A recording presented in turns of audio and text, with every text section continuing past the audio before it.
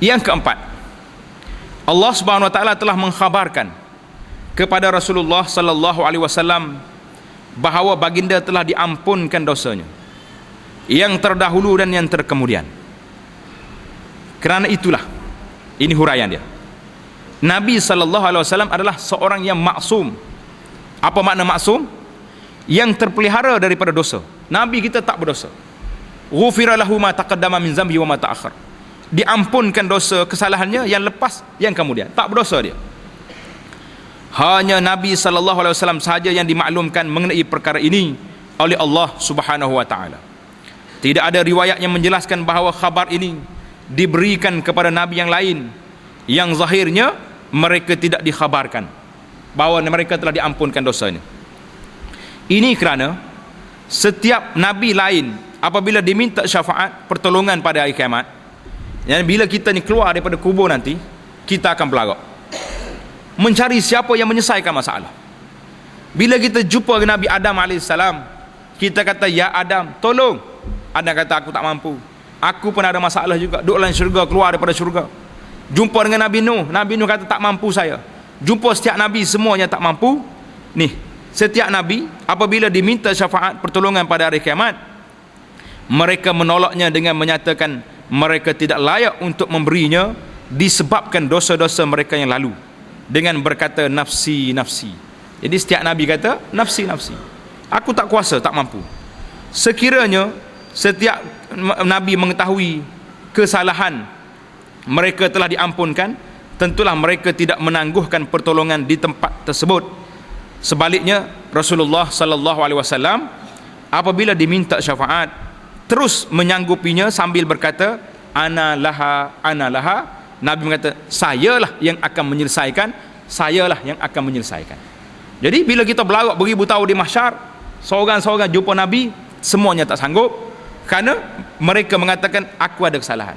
Jadi kalau Nabi ini telah diberitahu mereka diampunkan dosa seperti Nabi SAW, tentulah mereka sanggup, sebab inilah waktunya nak bantu orang yang terlalu dahsyat keadaan ni. Jadi yang kelima, Nabi SAW adalah orang yang pertama mendapat keizinan syafaat dan orang yang pertama menerima syafaat pada hari kiamat.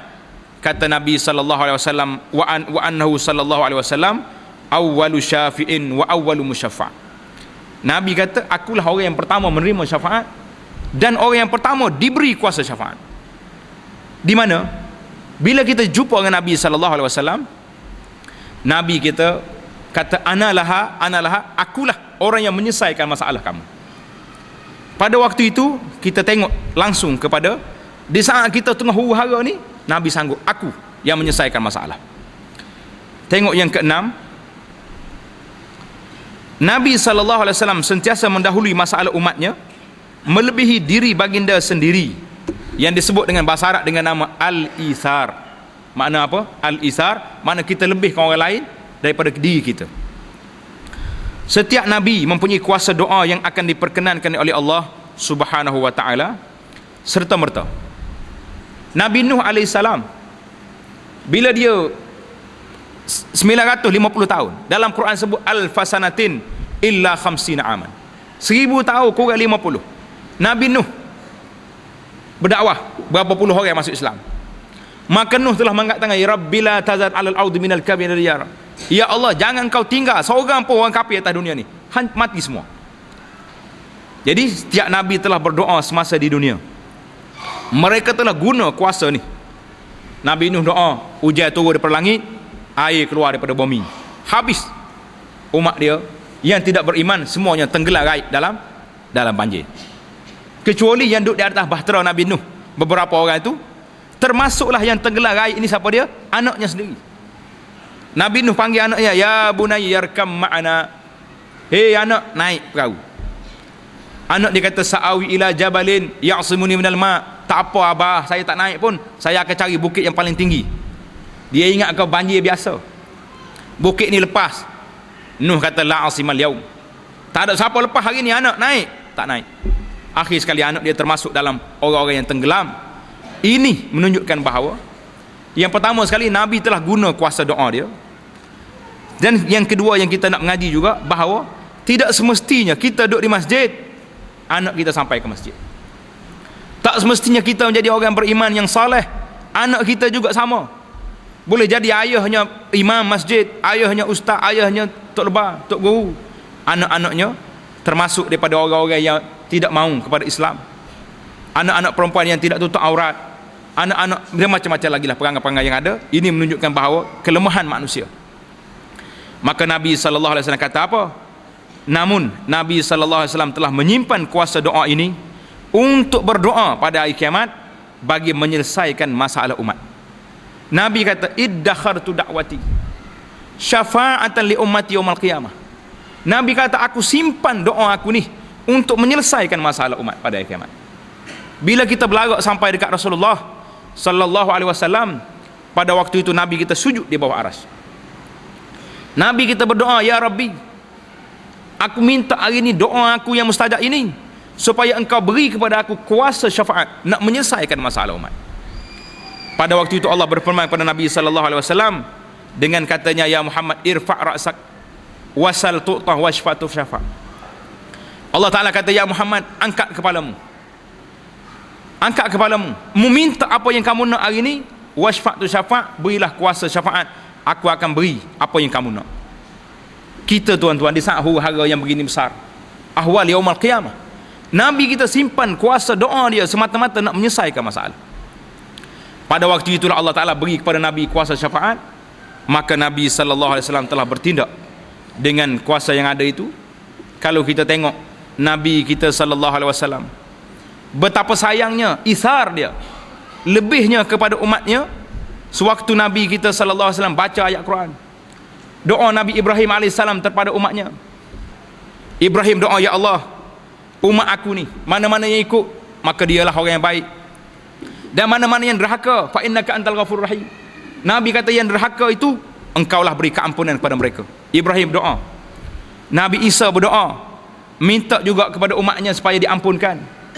Bila Nabi baca dua ayat ini, doa Nabi Ibrahim AS, bila Nabi kita baca doa Nabi Isa AS, Nabi kita mengangkat tangan berdoa, ya Rabbi ummati, ya Rabbi ummati. Nabi kata, ya Allah, siapa nak jaga umat aku? Pada waktu itu Allah Subhanahu wa taala hantar Jibril.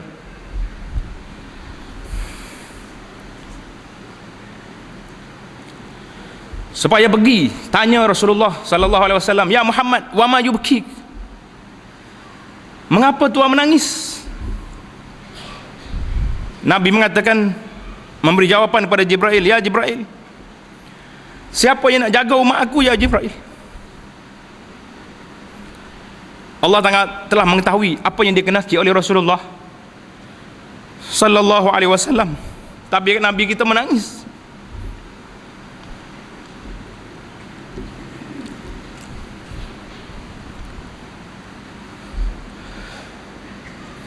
Karena memikirkan masalah umat.